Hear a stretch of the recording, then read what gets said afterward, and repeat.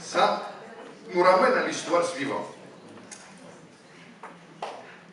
1941, exactement le 19 octobre, Staline reçoit, et je termine avec ça, reçoit l'information que les nazis sont à 6 km du Kremlin. Les paranazis sont entrés vraiment dans l'enceinte de Moscou.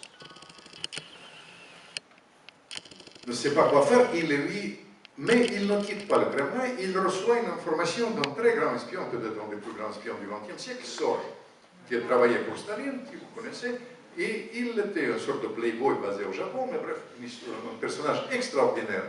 Il faut dire qu'il dit que les Japonais ne vont pas attaquer l'Union soviétique, ils vont attaquer les Américains. Staline, il a dégarni, il a cru à ces informations, il a dégarni tout le front, les dernières forces vraiment qui lui restent. Il a fait ramener ça à Moscou, 700 000 hommes, c'était le dernier, c'est ça qui a sauvé Moscou. Et après, n'importe quel homme d'État aurait jeté ça tout de suite dans la bataille. Il a dit non, non, nous attendons encore quelques jours. Et il organise le défilé de la dernière chance. Il fait entrer, c'était le 7 novembre 1941, l'aide nationale, fait entrer les vétérans, les derniers résistants de Moscou, affamés.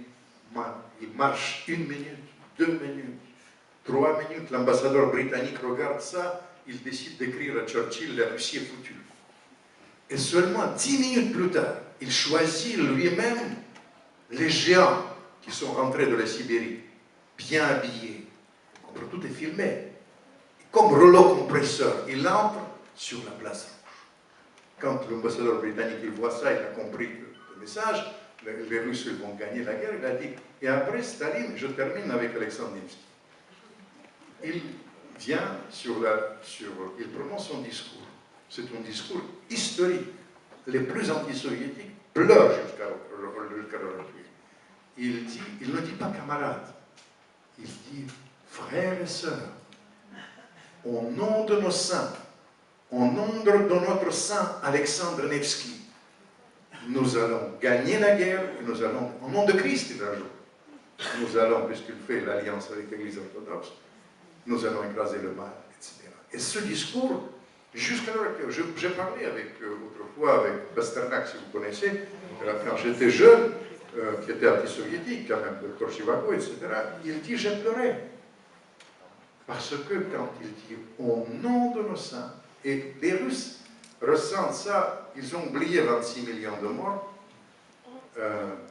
25 millions de morts, disons, dans la lutte. Vous savez, les chiffres réels, 25 millions de morts, les efforts de Lénine, de Trotsky et Staline, tués, il y en a un petit. 26 millions, d'autres disent 27 millions dans la lutte contre les nazis. Et pour comprendre cette situation d'aujourd'hui, c'est pour ça que les sanctions sont morales. Vous savez quelle était l'inflation post-communiste? 1800% en 92. Vous imaginez ces trois chiffres? Réfléchissez. Et c'est pour ça que je dis toujours que le peuple russe, c'est un allié irremplaçable dans la lutte qui nous attend.